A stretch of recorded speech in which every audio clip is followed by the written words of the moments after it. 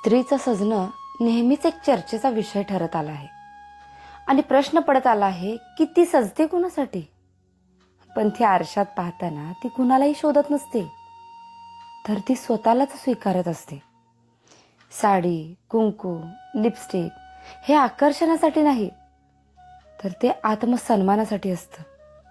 पण समाज विचारतो की इतकं सजायला कशाला हवं ना, लोकांच्या नजरा पडतील ना.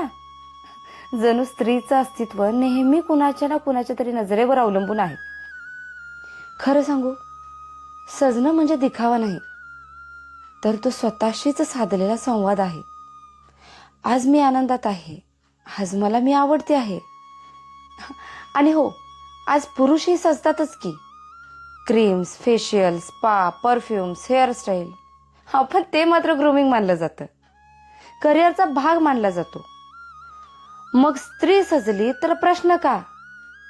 यावरून एक लक्षात ठेवायला हवं की स्त्री सजते तेव्हा ते आमंत्रण नसतं, तर ती आत्मसन्मानाची अभिव्यक्ती असते.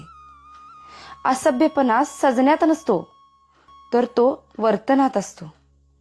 म्हणून ती सजत राहील, सुंदर दिसत राहील, पण ते फक्त आणि फक्त स्वतःसाठी.